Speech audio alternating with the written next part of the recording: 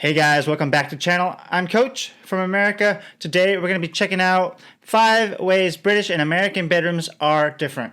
I'm just trying to figure this out before we watch because I wouldn't think there'd be a lot of difference. Well, I'm intrigued. I want to know.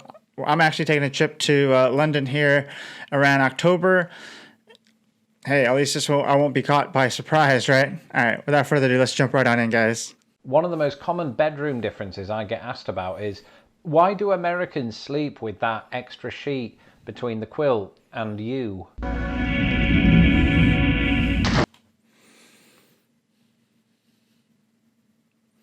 I would think if it gets too hot, we just take I guess your quilt would be like the thicker part.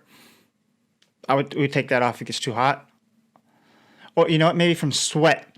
That's probably it. Because if we sweat, it'll get absorbed more on the sheet before it goes on the quill.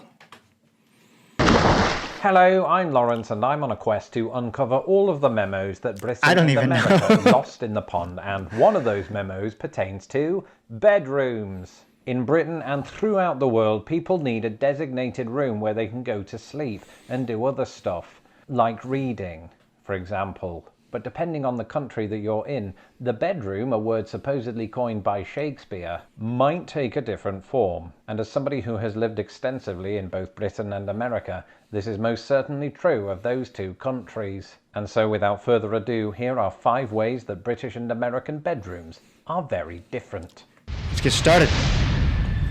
Before we even get to the main centerpiece of the bedroom, which is the bed, there is one major thing that American bedrooms have that most British bedrooms do not, and it's something contained not within the 4 walls of the bedroom, but within the wall. I'm talking about built-in closets. Now, this is my walk-in closet. I say mine, I mean it is shared with my wife, of course. I say shared, I mean it's mostly hers. Same here, same in this house. So you might be thinking, well, Lawrence, where do British people hang their clothes? And the answer is simple. A cupboard? In a wardrobe that admittedly takes up more space, unless it leads to Narnia. Wardrobe. But while America may have the advantage in the closet department, Britain is still leading the way on these. Back in the days when I still dressed like a child, bottles? You bought me this t-shirt, so you can leave it out. Back in the days when I was still a child, I distinctly remember sleeping alongside a rubber accessory that was filled with hot water. It was a hot water bottle, and it was one of those things that I'd forgotten about until researching for this video. For anyone not in the know, a hot water bottle is exactly the accessory I just described, and its purpose is to keep you warm while you sleep. It can be a problem if you accidentally burst it, because then your parents think you have another problem and you have to go see a doctor. But what would happen if it's warm, but how long can it actually stay warm for, right? I mean, wouldn't it just end up getting room temperature or your temperature of your body? Now, with the advent of electric blankets, hot water bottles have seen a decline in popularity. This is particularly true in the United States, but I have it on good authority that people still occasionally use them in Britain. But part of me believes that most of them just use it to refill their tea without leaving the bed. Bed size. As always. All right, really quick. My size is a queen. We're going to be upgrading to a king size. We started with she had a full, and it's just way too small. Full size. When it comes to comparing British and American things, inevitably it always comes back to size. And you might not be too surprised to learn that American beds on the whole are longer, wider, or sometimes both than British beds. So let's take a look at how that plays out, or lays out. That's a bed pun. Sorry, let's just take a look. So the smallest bed size in the United States is the twin bed. This measures in at roughly 39 by 75. That's basically what my kids sleep on. And its nearest equivalent in Britain is a single bed, which is just as long as an American twin, but 4 inches less wide. After that, America has a twin XL, which is coupled with Britain. Right there, where it says single, our single is actually about, I think, 6 inches bigger, wider than the twin size.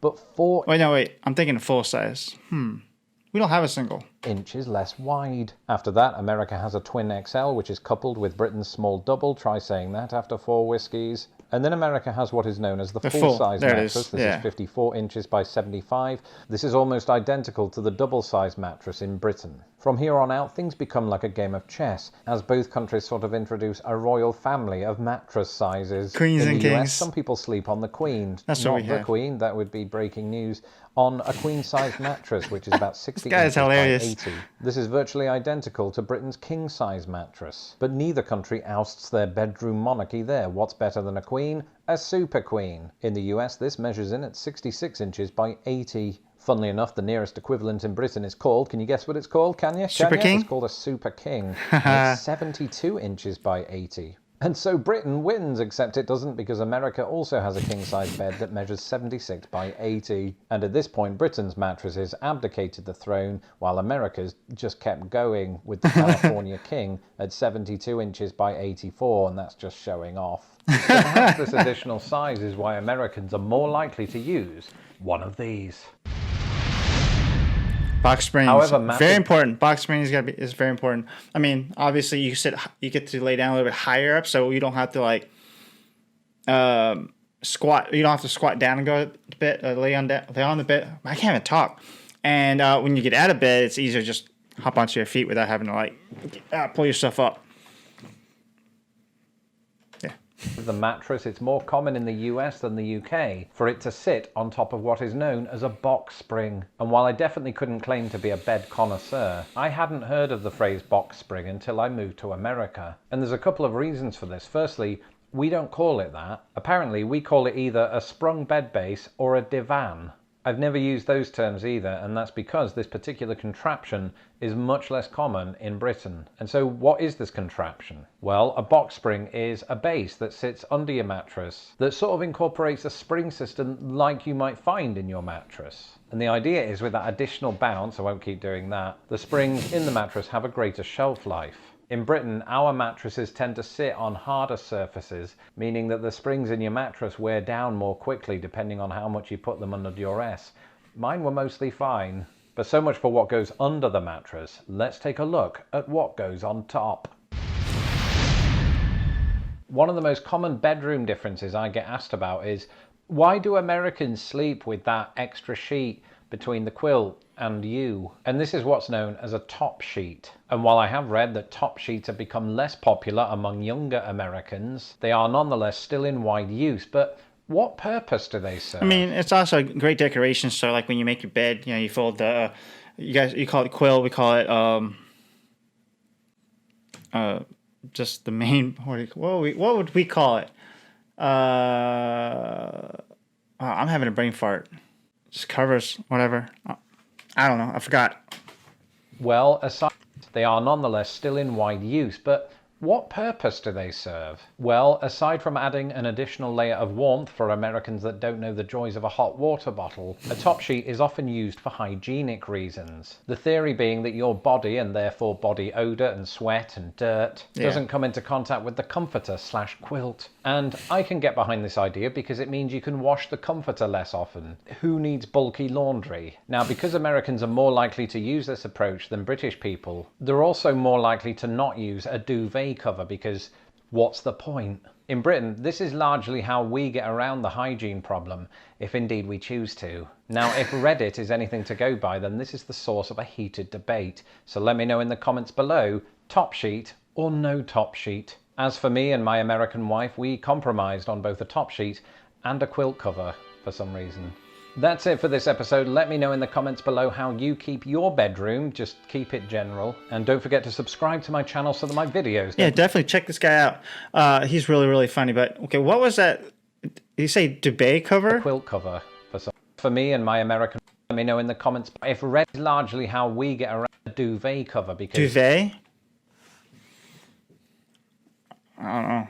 I don't know what that is. Is that like... the opposite? I don't know what that is. Can you guys explain what that is? I don't know.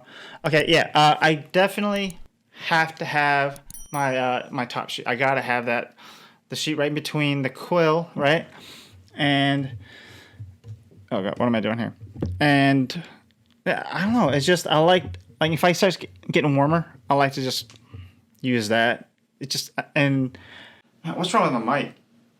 And I don't know why. It's like when you take the main cover off, the top cover off, something wrong with the mic. It will kind of, with the room temperature and the fan going off, makes the like that top sheet cooler.